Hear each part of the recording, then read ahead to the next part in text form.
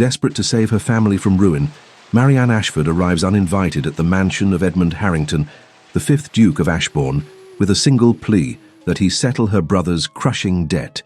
He agrees, but his terms are impossible.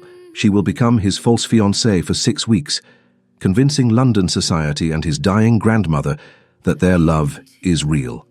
What begins as a cold transaction slowly dismantles the fortress Edmund has spent 30 years building around himself. Between glittering ballrooms, stolen confessions in candlelit libraries, and the unbearable proximity of a love neither dares to name, the line between performance and truth begins to dissolve. When scandal threatens to shatter everything, they must face the one question they have been carefully avoiding. Is what they feel still a deal, or has it quietly become the most real thing either of them has ever known? The rain fell in sheets against the windows of Ashbourne House, each drop a small percussion against the glass. Inside, the study was all mahogany and shadow, lit only by the dying fire in the hearth. Edmund Harrington, the 5th Duke of Ashbourne, stood with his back to the room, one hand braced against the mantelpiece, the other holding a letter that had arrived that morning. His grandmother's handwriting was still precise, still commanding, even as her life ebbed away in the country estate 50 miles north. Engaged, Edmund. I will not release your inheritance until I see you genuinely engaged to a woman of quality. You have 6 weeks. Prove to me you are capable of something beyond duty and indifference. 6 weeks. The words burned in his mind like a brand. He heard the knock before the butler announced her, a sound so tentative it barely registered as a knock at all. When she entered, she was nothing like he expected. He had anticipated desperation to announce itself loudly, to fill the room with its particular stench. Instead, it moved quietly, wearing a grey travelling dress that had seen better days and a bonnet that framed a face of uncommon composure. Marianne Ashford did not cry. She did not plead. She sat in the chair across from him with her spine perfectly straight, her gloved hands folded in her lap, and she told him exactly what she needed with the precision of someone reciting facts rather than confessing ruin. "My brother owes £12,000, she said. Her voice was low, steady. "The creditors have given him until the end of the month. After that, they will come for the house. My mother is ill. She cannot survive another upheaval." Edmund studied her in the firelight. She was perhaps 24, with dark hair pulled back in a style that suggested practicality rather than vanity. Her eyes were grey, a peculiar shade that seemed to shift between silver and slate, depending on how the light caught them. There was intelligence there and something else. Resignation, perhaps, the look of someone who had already calculated the cost of what she was about to ask. "Why come to me?" he asked, though he already knew. His reputation preceded him. The Duke of Ashbourne had money, and more importantly, he had no patience for sentiment. If one required something from him, one had to offer something in return. "Because you knew my father," she said. "And because even when his pride forced him into isolation following our ruin, he always maintained that you were the only man of honor left in a society of shadows. And because I have nowhere else to go." The fire crackled. A log shifted, sending sparks up the chimney. 12,000 is a considerable sum," Edmund said. He turned from the mantelpiece, and for the first time she saw his face fully in the light. It was a face that had been carved by generations of privilege and responsibility. Sharp angles, a mouth that seemed to have forgotten how to smile, eyes the colour of winter water. "What makes you believe I would simply hand it over?" She did not flinch. "I don't.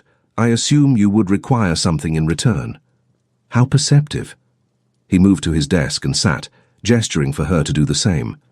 She rose and crossed the room with a grace that suggested she had been trained in such movements, though her dress suggested her family had fallen some distance. She sat across from him, and he noticed her hands trembling slightly as she resettled them in her lap.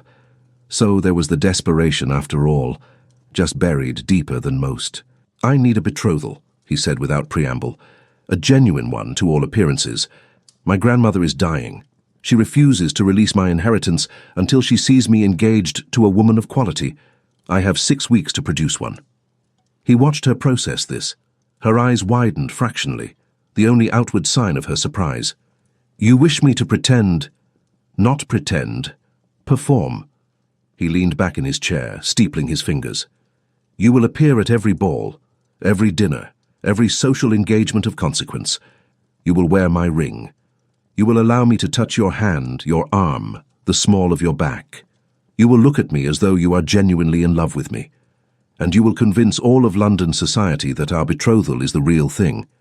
For how long? 6 weeks.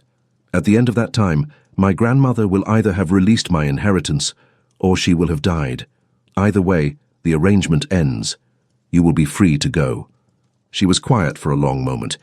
He could see her mind working, calculating, weighing, measuring. It was a gamble, and they both knew it. If anyone discovered the truth, her reputation would be destroyed. A woman could not recover from being a party to such a deception. She would be marked as mercenary, as willing to compromise her honor for money. And yet she had already decided. He could see it in the way her shoulders straightened slightly, in the way her chin lifted. "If I agree," she said, "you will pay my brother's debt in full immediately, before the betrothal is announced." Done. And my mother. She will have an allowance. Something to ensure she is cared for, regardless of what happens to the house. How much? She named a figure that was modest, almost insultingly so. He nodded. Agreed. You will move into Ashbourne House tomorrow. We must be seen together before any announcement is made. My grandmother will expect to meet you before the betrothal is made public. Marianne rose to her feet. For a moment she seemed about to say something, to ask a question, to voice a doubt. Instead she simply inclined her head. "Then we have an arrangement, Your Grace." "We do." He stood as well, and something flickered across her face when he moved toward her. It was subtle, a slight widening of her pupils, a barely perceptible intake of breath, fear, perhaps, or something else that neither of them was quite ready to name. "There are rules, Miss Ashford, rules we must both follow if this is to succeed." "What sort of rules?" "No one outside of your immediate family can know the truth. Your mother and brother must be warned that this is a pact of honor, and a single slip of the tongue will forfeit the payment and see us both ruined before we have even begun. As far as London society is concerned, we are a couple genuinely in love, which means we must be convincing in private as well as in public." "I don't understand." "My staff will observe us. The servants at social events will watch. If there is any hint of coldness between us, any suggestion that our affection is manufactured, word will spread. You must allow me to touch you, to look at you as a man looks at a woman he intends to marry, and you must do the same." She swallowed. He noticed the small movement of her throat, the way her hands clenched slightly. "There will be boundaries," she said quietly. It was not a question. "Of course. You are a lady of quality. I will treat you as such." He paused. "But there must be enough proximity to be convincing. A betrothed couple would touch. They would stand close. They would speak to each other with a certain intimacy." "I understand." But she didn't, not entirely. He could see it in her eyes, the uncertainty, the dawning realization of what she had agreed to. She had come to him desperate, willing to sacrifice her safety, her reputation, her very self, for the sake of her family. And he was asking her to give him something more. He was asking her to pretend to love him. The irony was that he had not yet decided whether that was a mercy or a curse. "The announcement will be made at the Ashworth Ball in 3 days," he said. "You will arrive at Ashbourne House at 10 tomorrow morning.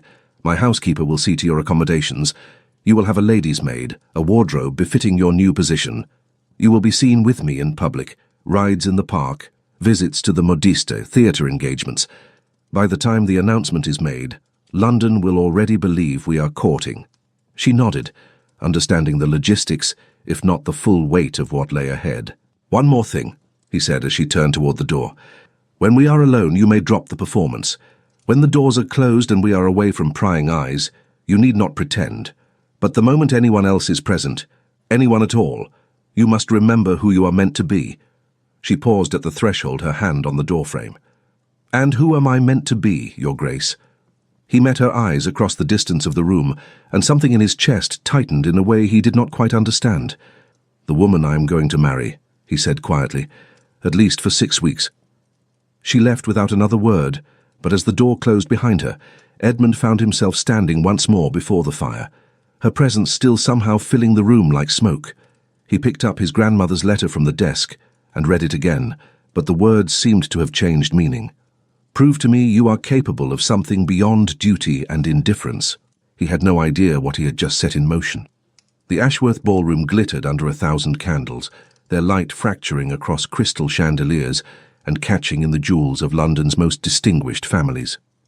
Marianne stood at the threshold in a gown of pale blue silk, her dark hair arranged in curls that framed her face with an elegance she had not possessed 3 days prior. The transformation had been meticulous. New wardrobe, new jewels, new identity. She was no longer the desperate woman in grey who had sat across from the Duke in his study. She was the future Duchess of Ashbourne.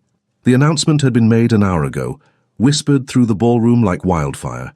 The Duke, the most eligible bachelor in England, the man who had rejected every attempt at matchmaking for the past decade, was betrothed. And to a woman of impeccable lineage, though admittedly modest circumstances. The story was already being constructed in 1,000 drawing rooms. He had fallen in love at first sight. She had captivated him with her wit and grace. It was a love match of the most romantic variety. None of it was true, and yet all of it had to appear true. Edmund found her before the orchestra began the first set. He moved through the crowd with the ease of a man accustomed to having the world part before him, and when he reached her, he took her hand as though it were the most natural thing in the world. His touch was warm, steady, and it sent a peculiar tremor through her that she had not anticipated. "You look remarkable," he said, and his voice held a note of something that might have been genuine appreciation, or perhaps that was simply the performance beginning. "Thank you, Your Grace." "Edmund. You must call me Edmund." Anything else would raise questions. She nodded, acutely aware of the eyes upon them. The Countess of Harrington was watching from across the room with undisguised interest. The Duchess of Pembroke had paused mid-conversation to observe their interaction. Half of London was cataloguing every gesture, every glance, every moment of proximity between them. "Shall we dance?" Edmund asked, though it was not truly a question. He was already leading her toward the dance floor, his hand settling at the small of her back with a possessiveness that made her breath catch. The contact was proper. Gloved hands, appropriate distance, and yet it felt like something far more intimate. The orchestra began a waltz. Edmund drew her into the dance with the confidence of a man who had been waltzing since childhood, and Marianne found herself following his lead as though they had practiced this 100 times. 1, 2, 3, 1, 2, 3. The rhythm was hypnotic, the movement fluid, and she became acutely aware of every point where their bodies nearly touched, his hand at her waist, her hand resting on his shoulder, the space between them that seemed to vibrate with something neither of them acknowledged. "You dance well," he said as they turned through the crowd.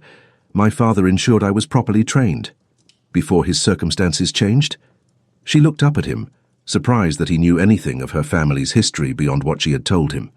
His expression was unreadable, but there was something in his eyes, a flicker of something that might have been compassion. "Yes," she said simply. They moved through the dance without further conversation, but the silence was not uncomfortable. It was charged with something else, awareness perhaps, or the strange intimacy of two people performing a script that was being written in real time. She could feel the weight of observation pressing down on them, could sense the whispers that would be happening in corners and behind fans. Look at how he looks at her. Look at how she holds herself in his arms. It is clearly a love match. When the dance ended, Edmund did not release her immediately. He kept her hand in his, kept her close enough that anyone observing would see only the picture of a man reluctant to part from his betrothed. When he finally stepped back, the withdrawal felt like a loss. The evening progressed in a blur of introductions and congratulations. Marianne met aunts and cousins, distant relations of the Ashbourne line, friends of Edmund's from university, and the clubs. She smiled when appropriate, demurred when complimented, and maintained the fiction of a woman genuinely in love with the man at her side. It was exhausting in a way she had not anticipated, not the performance itself, but the constant awareness of Edmund's presence, the way her body seemed to orient itself toward his without her conscious permission. Near midnight he led her out to the terrace. The night air was cool, tinged with the promise of autumn, and for the first time that evening, they were alone. "You were excellent," he said, and there was something almost like approval in his voice. "Was I?" She kept her tone light, though her heart was still racing from the exertion of the evening, or perhaps from something else entirely. "No one suspects anything. You played the part of a woman in love with remarkable conviction." The words should have felt like a compliment. Instead, they felt like a reproach. She had been convincing because she had not entirely been playing a part. The awareness she felt in his presence, the way her breath caught when he touched her, the flutter in her chest when he looked at her, these things were not entirely manufactured, and that was dangerous. That was a complication neither of them had accounted for. "Your grandmother will expect to meet me soon," she said, changing the subject. "Yes, we will travel to Ashbourne Manor next week. She will want to assess you herself, to ensure you are suitable." "And am I? Suitable, I mean." He turned to face her fully, and in the moonlight his expression was difficult to read. "You are precisely what she will expect. A woman of breeding, of intelligence, of grace. She will approve." "But will she believe it that we are in love?" "My grandmother is dying, Miss Ashford. She sees what she wishes to see. She will believe what we show her because she wants to believe it. She wants to die knowing her grandson is happy." The cruelty of it struck Marianne then, the manipulation inherent in what they were doing. Edmund's grandmother was a dying woman, grasping at the comfort of her grandson's happiness, and they were giving her a lie, however beautiful that lie might be. "Does that trouble you?" Edmund asked, as though he could read her thoughts. "Should it?" "I don't know, you strike me as someone with a conscience." She turned away from him, looking out over the gardens that stretched beyond the terrace. In the darkness, they were a landscape of shadows and suggestion, not entirely real. "I came to you because I had no choice," she said quietly. "I have a sick mother and a brother who gambled away our future. I made a bargain with you because it was the only way to save them. Whether your grandmother believes we are in love or not, that is not my concern. I have done what you asked of me." "Have you?" He moved closer, and she could feel the heat of him at her back. "Because I rather think you have done more than that. I think you have stepped into a role that will require you to surrender a great deal of yourself for the next 6 weeks, and I am not certain you understand the cost of that surrender." She turned to face him again, and in the moonlight, she saw something in his expression that looked almost like regret. "What are you saying?" "What?" "I am saying that the rules I set are there for a reason. The boundaries we established are there to protect you, because what we are doing here, this performance, this fiction, it has a way of becoming real if we are not careful. And if it becomes real, if either of us begins to believe in the lie we are telling, then the ending of it will hurt far more than either of us anticipates." She wanted to argue, to insist that she was capable of maintaining the boundary between performance and reality, but she had felt it already, the way her body responded to his proximity, the way her heart had quickened when he looked at her in the ballroom. She was not certain she could maintain that boundary. She was not certain she wanted to. "We should return inside," she said instead. Edmund nodded, but he did not move immediately. For a moment they stood in the darkness, separated by only a few feet, and yet by something far more substantial. Then he offered her his arm, and she took it, and they walked back into the light together. Behind them the terrace was empty, but if anyone had been watching, they would have seen 2 people moving as one, not quite touching, but so close that the space between them seemed to hum with possibility. The library at Ashbourne House was lined floor to ceiling with leather-bound volumes, their spines catching the afternoon light that streamed through tall windows. Marianne had discovered it on her second day, a refuge where she could retreat when the weight of the performance became too much.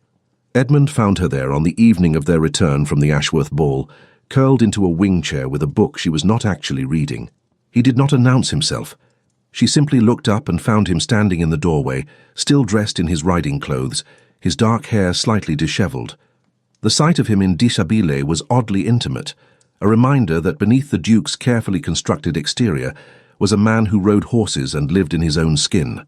"You have been avoiding me," he said without preamble. It was true. In the 3 days since the announcement, she had taken her meals in her chamber, had arranged her schedule so that their paths crossed only when absolutely necessary, and had perfected the art of being present while remaining fundamentally unreachable. It was a defense mechanism, and they both knew it.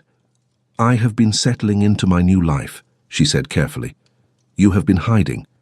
He moved into the room and closed the door behind him. The sound of it closing seemed to echo in the silence. "That is not part of our arrangement. Our arrangement was that I perform in public. Nothing was said about what I must do in private." "No." He moved to the fireplace and stood before it, much as he had done on the night she had come to him desperate. "But I think we both understand that the performance will suffer if the performer is constantly at odds with herself, You cannot maintain the fiction of being in love with me if you cannot bear to be in the same room with me." She wanted to argue, but he was right. The exhaustion of the past 3 days was beginning to show. She had felt it in the slight tremor of her hands this morning, in the way she had nearly wept when her new lady's maid had brought her breakfast. The strain of maintaining the boundary between what she felt and what she was allowed to show was becoming unbearable. "I think we need to establish some rules," Edmund continued. "Clear boundaries that will allow us both to navigate this arrangement without destroying ourselves in the process. We already have rules. We have the bare minimum. I think we need more." He turned to face her. "We need to understand what is permissible and what is not, what crosses the line and what remains safely within it." Marianne set down her book carefully, as though it might shatter if she moved too quickly. "What are you proposing?" "I am proposing that we speak honestly about what we are doing and what we are willing to endure. No more evasions, no more pretense when we are alone, just truth." She rose from the chair and moved to the window, needing the distance. Outside, the London street was alive with the sounds of evening. Carriages passing, vendors calling, the ordinary rhythms of a city that had no idea what was happening behind the walls of Ashbourne House. "The truth is that I am terrified," she said quietly.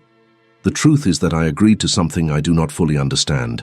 The truth is that every time you touch me, even in the most proper, most appropriate way, something in me responds that I cannot control.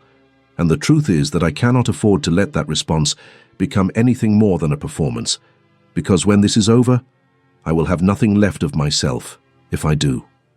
The silence that followed was profound. She could hear the ticking of the clock on the mantelpiece, the faint sound of servants moving through the house, the beating of her own heart.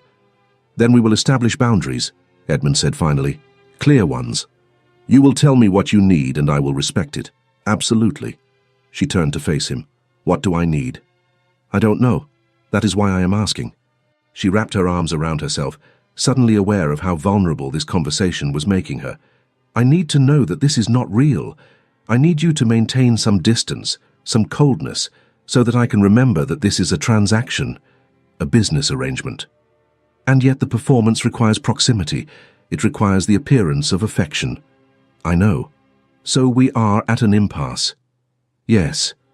He moved away from the fireplace and approached her slowly, as though she were a frightened animal that might bolt at any sudden movement. "What if we separated the two? What if we established specific moments, specific times and places where the performance is required and everything else is simply honest? How would that work? In public, we are a couple in love. At balls, at dinners, at any moment when we might be observed, we perform. But here, in private, we are simply two people navigating an arrangement that neither of us entirely understands. We can be honest with each other. We can speak without artifice." She considered this. It was a fragile solution, a careful balancing act that could easily collapse if either of them lost their footing, and yet it was better than the alternative, the slow erosion of self that came from constant pretense. "And the touching?" she asked. "In public, you will need to touch me, to hold my hand, to place your hand at my waist, to stand close enough that we appear intimate." "Yes, but here we maintain distance." "If that is what you need." She looked at him, trying to read his expression. There was something in his face that suggested this cost him something, that maintaining distance was not a simple thing for him either. But she could not afford to dwell on that. She could not afford to wonder what it meant or why it mattered. "All right," she said, "we will try it your way. Public performance, private honesty. But if it becomes too difficult, if the line between the two begins to blur, we will need to renegotiate." "Agreed." He extended his hand to her, not in the gesture of a man about to pull her close, but in the gesture of a man offering a contract. She took it, and his grip was firm, businesslike. When he released her, she felt the absence of his touch like a small death. "There is something else," he said. "My grandmother. She will want to know everything about you, your family, your history, your feelings for me. She will test you in her way. She is dying, but her mind is sharp, and she has spent 78 years learning to read people. You will need to be prepared for that." "When do we go to her?" 3 days. "We will travel to Ashbourne Manor. You will meet her, and she will either accept you or she will not. If she does not, the arrangement is void. I will still pay your brother's debt, I gave you my word on that, but the betrothal will be ended. And if she does accept me, Then we continue. 4 more weeks of performances, of public affection, of private distance, and at the end of it we part ways as planned. It sounded simple when he said it like that. It sounded manageable. But Marianne had already begun to understand that nothing about this arrangement was simple, and the closer they moved toward the end of it, the more complicated it would become. "I should return to my room," she said. "There is much to prepare before we leave for the country." "Yes, of course." But neither of them moved. They stood in the library, separated by a careful distance that was both a barrier and a bridge, and for a moment the only sound was the ticking of the clock and the unspoken acknowledgement of everything they had just agreed to. Finally, Edmund stepped back, creating more space between them. "Good night, Marianne." It was the first time he had used her given name in private, and the intimacy of it struck her like a physical blow. She left the library without responding, but his voice followed her into the hallway, into the corridors of Ashbourne House, into the solitude of her chamber where she lay awake through the long hours of the night, wondering if she had just made the wisest decision of her life or the most foolish. Ashbourne Manor rose from the Somersetshire countryside like something from another era, a sprawling estate of grey stone and mullioned windows, surrounded by gardens that had been cultivated for 2 centuries. The drive from London had taken most of the day, and Marianne had spent it watching the landscape transform from urban bustle to rolling hills and hedgerow-lined lanes. Edmund had ridden alongside the carriage for much of the journey, and she had caught glimpses of him through the window, his profile sharp against the autumn sky, his posture that of a man returning to something both familiar and fraught. Now, as they climbed the stone steps toward the entrance, her heart was hammering against her ribs with an intensity that threatened to betray her composure. This was the true test. This was where the fiction would either hold or shatter. The Dowager Duchess was waiting in the morning room, seated in a chair positioned to catch the afternoon light. She was smaller than Marianne had expected, diminished by illness, her frame fragile beneath layers of shawl and silk. But her eyes were formidable. They were the same winter watercolor as Edmund's, and they held the accumulated wisdom and cunning of nearly 80 years. Edmund crossed the room and bent to kiss his grandmother's forehead with a tenderness that surprised Marianne. It was genuine, that much was clear. Whatever performance he was about to give, his affection for the old woman was real. "Grandmother, I have brought her to meet you. This is Marianne Ashford." The Dowager Duchess's gaze shifted to Marianne with the precision of a surgeon's blade. She did not gesture for Marianne to approach. She simply waited, and Marianne understood that she was meant to come to her. She crossed the room and curtsied with the perfect depth and grace that had been drilled into her since childhood, and when she rose, she met those penetrating eyes directly. "You are younger than I expected," the Dowager Duchess said. Her voice was thin, reedy, but edged with steel. "I hope that is not a disappointment, Your Grace." "That remains to be seen." The old woman gestured to a chair positioned across from her own. "Sit. Edmund, you will leave us." Marianne felt, rather than saw, Edmund's hesitation.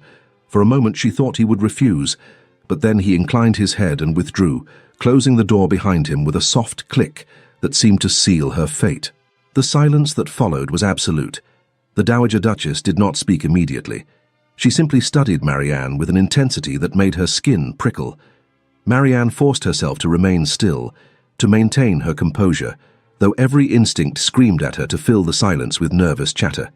Finally, the old woman smiled. It was not a warm expression, but it held a glimmer of something that might have been amusement. "You are wondering why I asked Edmund to leave," she said. "Yes, Your Grace. Because I wanted to see what you would do without him, whether you would crumble or whether you would hold firm. And you have held firm. That is interesting." "I am not certain what you mean." "Of course you are. You are a clever girl. I can see it in your eyes. You understand perfectly well that I am assessing whether you are genuine or whether you are a charlatan my grandson has hired to play a part." The Dowager Duchess shifted slightly in her chair, and Marianne caught a flicker of pain cross her features before it was carefully controlled. "So let me ask you directly. Do you love my grandson?" The question hung in the air between them like a sword. Marianne's throat tightened. This was the moment where everything could unravel, where a single wrong word could expose the entire deception. She thought of Edmund's face in the library, of his careful distance, of the way his hand had felt in hers when they had sealed their bargain. "I respect him," she said carefully. I admire his integrity and his sense of duty. I am drawn to him in ways I do not entirely understand. That is not what I asked. I asked if you love him. Love is not something that develops in 3 days, Your Grace. It is something that grows over time, through shared experience and deepening understanding. What I feel now is the beginning of something. Whether it will become love, I cannot say with certainty. The Dowager Duchess studied her for a long moment, and then she laughed, a thin, papery sound that quickly dissolved into a cough. When she recovered, there was something almost like respect in her expression. You are honest. That is refreshing. Most women would have lied, would have sworn undying devotion in hopes of securing a dukedom. But you... She paused, catching her breath. You are telling me the truth, aren't you? Or at least, a version of it. Marianne's heart was racing, but she kept her voice steady. I am telling you what I believe to be true. And what of Edmund? What does he feel for you? I think he cares for me. I think he respects me. Beyond that, I cannot speak for him. The old woman closed her eyes for a moment, and in that moment Marianne saw the exhaustion that lay beneath her formidable exterior. This was a woman who was fighting against the encroaching darkness, who was clinging to life through sheer force of will. He has never cared for anyone, the Dowager Duchess said quietly. Not since his mother died. He was 7 years old, and she was taken from him, and something in him closed off after that. He learned to do his duty, to fulfill his obligations, to be the duke that his title demanded. But he never allowed himself to feel anything that might make him vulnerable again. She opened her eyes and looked at Marianne with an intensity that seemed to pierce through to her very soul. If you can teach him to feel again, if you can crack through that armor he has built around himself, then you will have done something far more valuable than securing a dukedom. You will have saved him. Marianne felt the weight of that statement settle over her like a mantle. This was not what she had expected. She had come prepared to deceive a dying woman, to maintain a fiction for the sake of her family's survival. But what the Dowager Duchess was asking of her was something far more complex. She was asking her to be real in ways that went beyond the boundaries they had established. I cannot promise you that, Your Grace, Marianne said quietly. No, I suppose you cannot. But you can try, can't you? You can allow yourself to see him as he truly is, and you can let him see you. That is all any of us can do. The door opened, and Edmund returned. His eyes moved between them, assessing, searching for signs of disaster or triumph. The Dowager Duchess gestured for him to approach, and when he did, she took his hand in hers. I approve, she said simply. My grandmother was right. Marianne Ashford might only be the daughter of a country gentleman, a mere miss without title or dowry, but she possesses a nobility of spirit that no high-born lady in London could ever hope to replicate. Edmund's expression shifted. Relief, certainly, but also something else, something that looked almost like fear. He looked at Marianne, and in that moment she saw a crack in his carefully constructed facade. She saw the boy who had lost his mother, the man who had spent his life protecting himself from the vulnerability of feeling. That night, as she lay in her chamber in Ashbourne Manor, Marianne understood that the arrangement had changed. It was no longer simply a performance. The Dowager Duchess had seen something in her, some capacity for honesty, some willingness to be real, and she had given them both permission to be something more than the fiction they had created. The question was whether they would accept that permission, or whether they would cling to the safety of the lie they had constructed. Downstairs, in the library of Ashbourne Manor, Edmund sat before a dying fire and read his grandmother's words over and over in his mind. She is exactly what you need. He was terrified that she was right. The library at Ashbourne Manor was different from the one in London, older, more intimate, lined with volumes that bore the fingerprints of generations. Marianne had taken to spending her evenings there, curled into a window seat with a book, watching the autumn darkness gather beyond the glass. It was here that Edmund found her on the 4th night of their stay, after his grandmother had retired for the evening. He did not announce himself.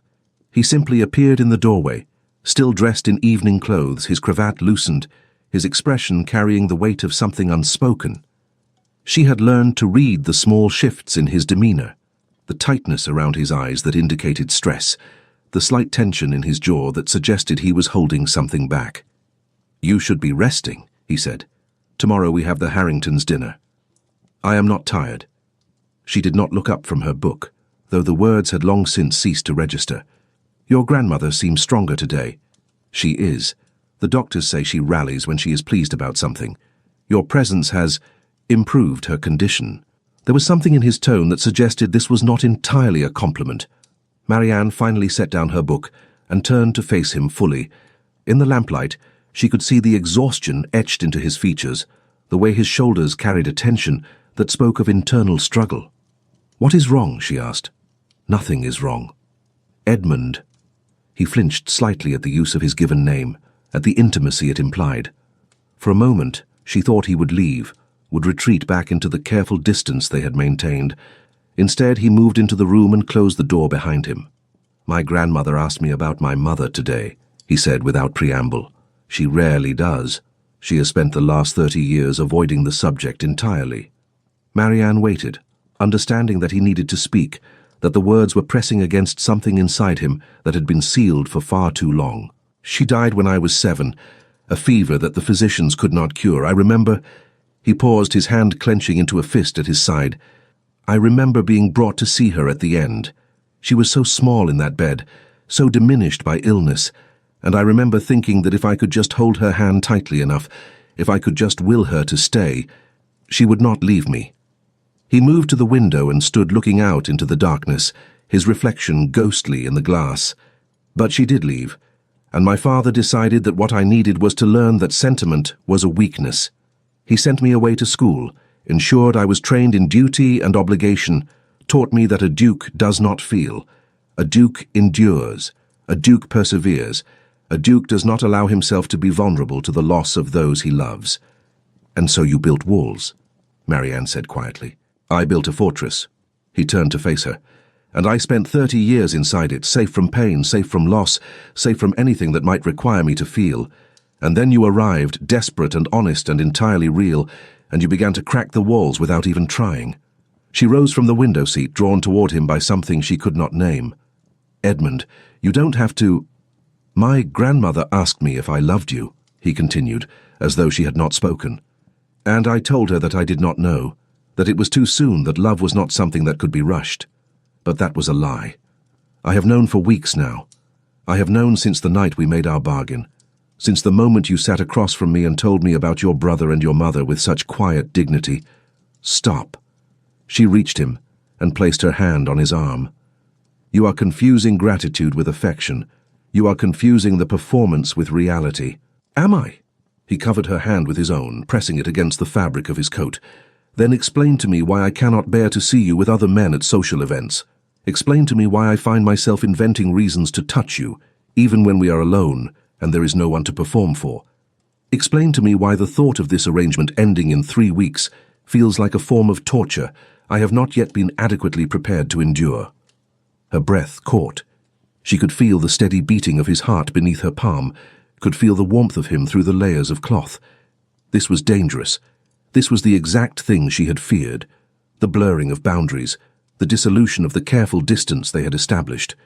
"You cannot feel this way," she said, and her voice was barely above a whisper. "You cannot allow yourself to feel this way, because when this is over, when the 6 weeks are finished and your grandmother has released your inheritance, I will have to leave. And if you have allowed yourself to care for me, then my leaving will hurt you, and I cannot bear to be the cause of your pain." "Why not?" He stepped closer, his free hand coming up to frame her face with a tenderness that undid something fundamental in her. "Why must you assume that my pain is something you are responsible for preventing?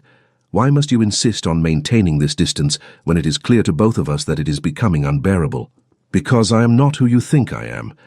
I am a woman who came to you in desperation, who agreed to deceive your dying grandmother, who is capable of such selfishness that she would trade her own reputation for the sake of her family's comfort. I am not worthy of your affection, Edmund. I am not the woman you seem to believe I am." "Then who are you?" His thumb traced the line of her cheekbone, and she felt tears beginning to prick at her eyes. "Because from where I stand, you are the most honest person I have ever met. You are a woman who loves her family enough to risk everything for them. You are intelligent and brave and achingly real. You are exactly who I believe you to be." She wanted to argue. She wanted to maintain the fiction, to insist that this was all part of the performance, that nothing he was saying was real. But she could not. Not when he was looking at her like that. Not when his hand was warm against her face. Not when every instinct in her body was screaming at her to surrender to the inevitable. "This will end badly," she said, and it was not a question. "Probably." He smiled, and it was the first genuine smile she had seen from him, unguarded, vulnerable, entirely without artifice. "But it will end. We have established that clearly. So perhaps we should stop worrying about the ending and simply allow ourselves to exist in the middle of it. Just for a little while." He lowered his head slowly, giving her time to pull away to maintain the boundaries they had so carefully established. She did not pull away. Instead, she rose on her toes to meet him, and when his lips touched hers, it was not the careful, controlled kiss of a performance. It was the kiss of a man who had spent 30 years behind walls, finally allowing himself to feel something beyond duty and obligation. It was brief, barely more than a moment, but it shifted something fundamental between them. When he pulled back, his expression was complicated, layered with emotion he could not quite name. "We should return to our chambers," he said quietly. "Separately. Before anyone sees us." She nodded, understanding that this moment, however profound, could not be allowed to alter the structure of their arrangement. But as she moved past him toward the door, he caught her hand and held it for a moment, his grip gentle but insistent. "After this is over," he said, "after my grandmother has released the inheritance and the betrothal is ended, will you stay?" She could not answer. She could not promise something that would require her to believe in a future she had never allowed herself to imagine, so she simply squeezed his hand once and left the library, her heart beating in a rhythm that matched the ticking of the clock in the hallway. Behind her, Edmund stood alone in the darkness, understanding that he had just crossed a line from which there was no return. The walls he had built so carefully over 30 years were crumbling, and there was nothing he could do to stop it. The scandal arrived on a Tuesday morning, delivered via a handwritten note that was meant to be discreet, but proved anything but. Marianne was taking breakfast in her chamber when Edmund's valet brought it to her, his expression carefully neutral, in a way that suggested he knew exactly what the note contained. She recognized the handwriting immediately. It belonged to Lady Ashworth, the woman who had hosted their first public appearance as a betrothed couple. "My dear Miss Ashford, it has come to my attention that certain questions have been raised regarding the authenticity of your betrothal to the Duke. A gentleman of my acquaintance claims to have overheard a reckless conversation involving your brother at a gambling club, where he boasted to supposed friends that his newfound wealth was the result of a transaction of convenience he had secured with the Duke. I felt it my duty to inform you that whispers are beginning to circulate. You may wish to prepare yourself and His Grace for the inevitable questions that will arise. Yours in Christian concern, Lady Ashworth." Marianne read it 3 times, as though repetition might change the meaning of the words. It did not. The fiction was unraveling, and there was nothing she could do to stop it. She dressed quickly and made her way downstairs to find Edmund, knowing that they needed to discuss this before the whispers became roars. She found him in his study, already dressed for riding, his expression dark. He had clearly received his own version of the scandal. "How much do you think she knows?" Marianne asked without preamble. "Enough. More than enough." He stood and moved to the window, his hands clasped behind his back. "Your brother was careless. Or perhaps he simply did not care whether the truth came out. Either way, the damage is done. What will happen now? Now we have a choice." He turned to face her, and she could see the calculation happening behind his eyes, the Duke assessing the situation with the cold logic of a man trained to manage crises. "We can end the betrothal now, before the scandal fully breaks. We can claim that upon further reflection, we realized we were not suited to one another. The embarrassment will be minimal, and you will be able to return to your life with some shred of respectability intact. And the second choice? We continue. We deny the accusations, we insist that the betrothal is genuine, and we weather whatever storm comes. It will be ugly, Marianne. There will be questions, insinuations, social ostracism. You will be marked as a woman of questionable character, and your family will suffer the consequences of that marking." She moved to the chair across from his desk and sat, her legs suddenly unable to support her weight. "How long do you think before it becomes common knowledge?" "Days? Perhaps a week at most. Lady Ashworth is not malicious, but she is not discreet. She will feel obligated to share her Christian concern with at least a dozen other women, and from there it will spread like wildfire through London society. Then we have no choice at all, do we? If we end the betrothal now, we are admitting that there was something to hide. If we continue, we are condemning me to social ruin. Yes. He sat back down in his chair, and for the first time she saw the weight of his position fully. He was a duke, bound by duty and obligation, but he was also a man who had begun to care for her, and that caring was now forcing him to choose between his responsibility to his family and his responsibility to her. I am sorry, Marianne. I should have anticipated this.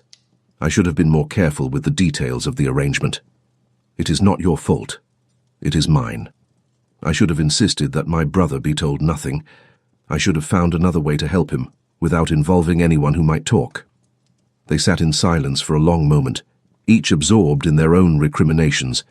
Their own understanding of how the careful structure they had built was now crumbling around them. There is a third option, Edmund said finally.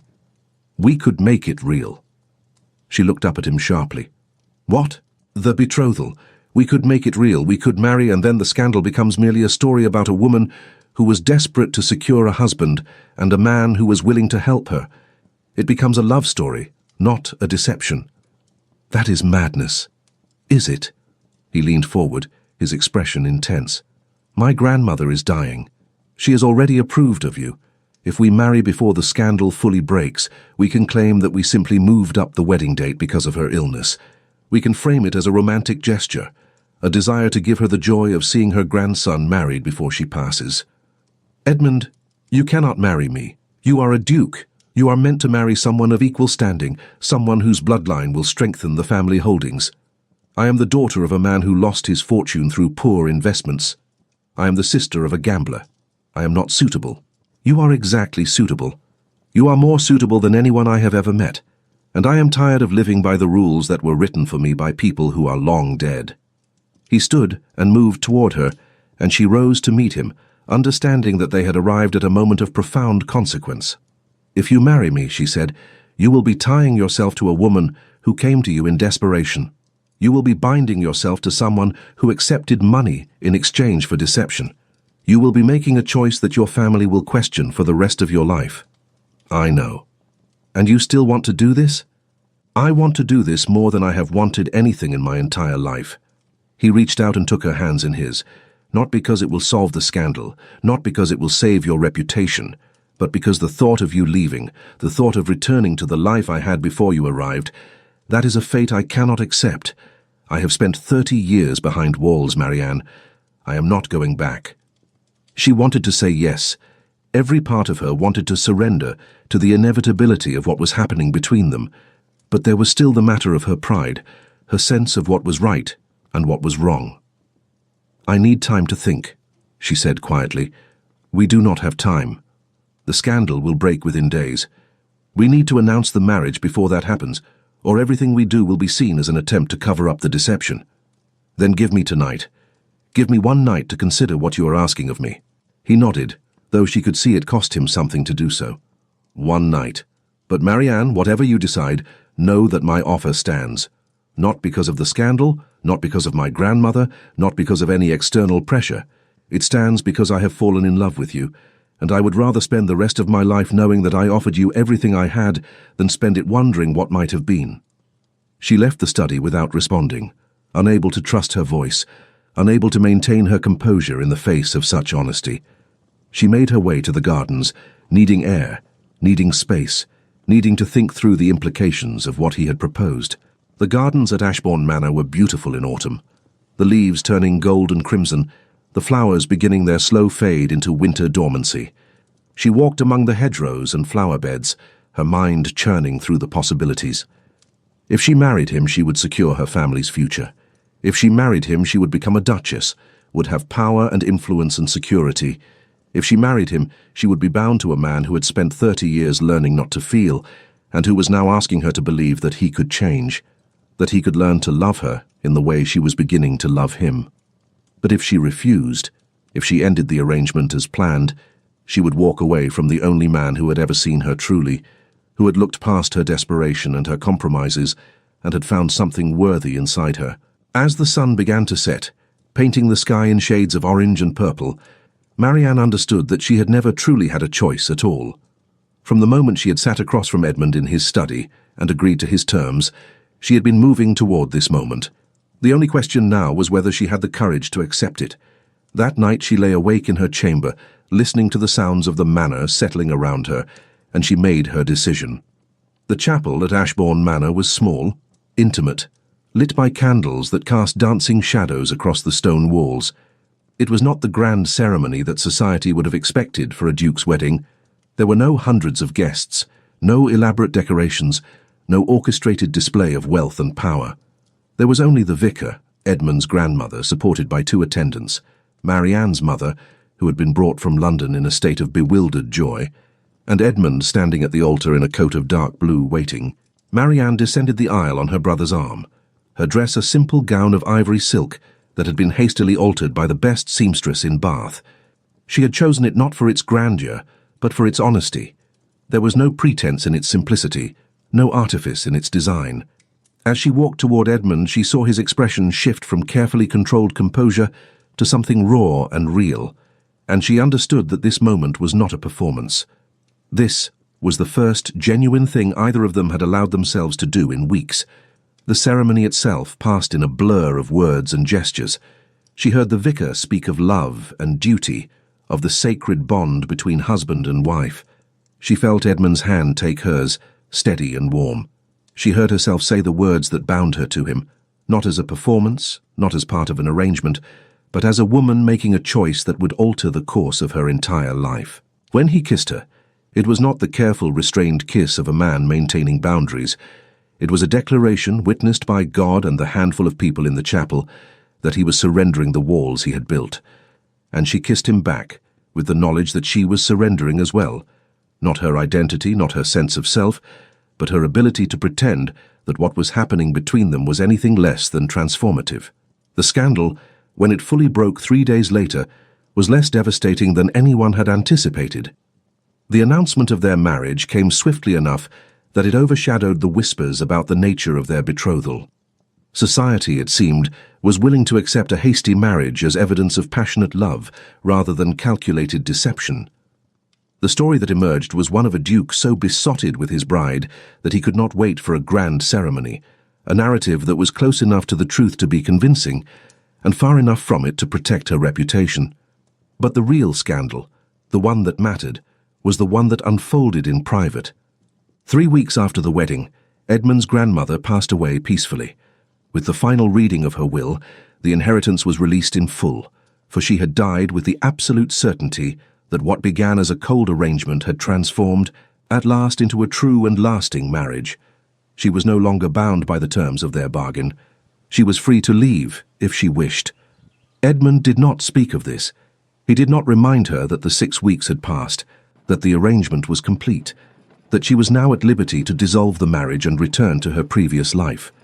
Instead, he went about his days with a careful courtesy that suggested he was waiting for her to make the decision he feared she would make. It was Marianne who finally addressed it, on a cold December evening in the library at Ashbourne House. She found him there, as she had known she would, reading by the fire with a glass of brandy at his elbow. He looked up when she entered, and she saw the wariness in his expression, the fear that this was the moment she would tell him she was leaving. "The inheritance has been released," she said without preamble. "Your obligation to your grandmother has been fulfilled. The arrangement is complete." "Yes. And I am free to leave if I wish." "Yes."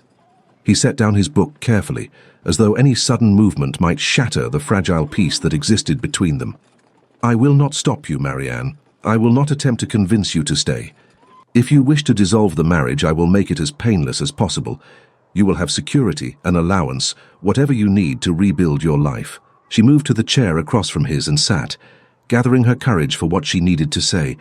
"Do you remember what you told me in this room? When you asked me to pose as your betrothed?" "I remember many things from that conversation. You said that the performance would have to be convincing in private as well as in public, that the staff would observe us, that if there was any hint of coldness between us, word would spread." She paused, watching his expression carefully. "You were preparing me for something that went far beyond the simple performance of a betrothal." "Yes. I think you were preparing me for the possibility that the performance might become real, that the fiction might transform into something genuine. He did not respond immediately. Instead, he rose and moved to the window, looking out into the darkness that pressed against the glass. When he finally spoke, his voice was barely above a whisper. I was preparing myself, he said. I was telling myself that if I could convince you to play the part of a woman in love with me, perhaps I could eventually convince myself that you were not simply playing a part, that perhaps over time the performance would become indistinguishable from reality. And has it? She asked. Has the performance become reality? He turned to face her, and in the firelight she saw the vulnerability that he had worked so hard to conceal. For me, it became real the moment you sat across from me in my study and told me about your brother's debt with such quiet dignity. Everything that has happened since has simply been a series of revelations about what I had already begun to feel. She rose and moved to him, closing the distance that had always existed between them, even when they were standing close enough to touch. I came to you in desperation, she said. I was willing to compromise myself, to risk my reputation, to deceive your dying grandmother. I was not a good person, Edmund. I was a woman who loved her family more than she loved herself. You were a woman who loved her family.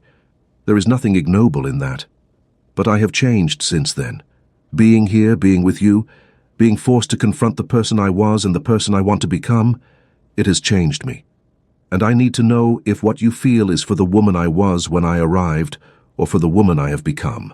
He reached out and took her face in his hands, his touch gentle, reverent. I feel it for the woman standing before me, the woman who is brave enough to ask difficult questions, the woman who is honest enough to acknowledge her own failings, the woman who has somehow managed to crack through 30 years of carefully constructed walls and made me remember what it feels like to be human. I do not know how to be a duchess, she said quietly. I do not know how to manage estates or navigate the complexities of your family's holdings. I will make mistakes. I will disappoint you. Undoubtedly. He smiled, and it was the smile of a man who had learned to accept imperfection, both in himself and in others. But you will do it with integrity, and you will do it with love, and that is all I have ever needed. I want to stay, she said, and the words felt like a surrender and a triumph simultaneously, not because of the arrangement, not because of the scandal, not because of any external pressure. I want to stay because I have fallen in love with you, because the performance has become so real that I can no longer distinguish between what was fiction and what is truth, because you are the only person who has ever seen me clearly and loved me anyway. He pulled her close, and she felt the tension that had been holding his body rigid finally release. He held her as though she might dissolve, as though she might disappear if he did not maintain constant contact with her. And she held him back, understanding that they were both surrendering something essential. The safety of distance, the protection of walls, the comfort of emotional isolation. I love you, he said into her hair. I love you in ways that terrify me. I love you with a desperation that rivals anything you felt when you came to me asking for help. I love you so completely that I cannot imagine a future that does not contain you. Then we are agreed, she said. This is not a performance. This is not an arrangement. This is a marriage, real and true and imperfect in all the ways that matter. The months that followed were not without their complications. Society continued to whisper about the hasty nature of their wedding, about the circumstances that had brought them together, but Edmund and Marianne learned to ignore the whispers, to focus instead on the quiet work of building a life together. Not the life that society expected, but the life that they chose. 2 years later, Marianne gave birth to a son with his father's winter water eyes and his mother's quiet dignity. A year after that came a daughter, and then another son. The nursery at Ashbourne House filled with laughter and chaos, and Edmund found himself transformed from a man who had spent 30 years behind walls into a father who was willing to be vulnerable, to feel deeply, to love without reservation. On the night their third child was born, Edmund sat in the library, the same library where he had first made his impossible proposition, where he had later confessed his love, and he understood that the greatest bargain he had ever made was not the one that had brought Marianne to him. It was the one he had made with himself to let her stay, to allow her to change him, to accept that sometimes the most real things in life are the ones that begin as fiction. Upstairs, Marianne held their newborn daughter and looked out the window at the gardens of Ashbourne House, now in full bloom with spring flowers. She thought of the desperate woman who had arrived here 3 years ago, willing to compromise everything for the sake of her family. That woman seemed like a stranger now, though she was also undeniably herself. She had not lost that woman. She had simply grown beyond her, had become something more complex, more real, more fully human. The arrangement had been impossible from the start, but love, she had learned, was not bound by the terms of any bargain. Love was something that grew in the spaces between performance and reality, something that transformed deception into truth. I came to you with nothing left to lose. A quiet heart, a soul with hidden wounds. You made a deal, no love involved, but something in your eyes dissolved. We played it safe, we drew the line, but something shifted over time. 6 weeks to forever. We never planned a love that was fake. We couldn't command what started as a lie, turned into fire. Now all I feel is this desire. We try to find what we became, but hearts don't follow rules or names. 6 weeks was all it took to turn a lie into forever. A crowded room, 1,000 eyes, but only you could read my silence. Every touch we tried to fake was something real.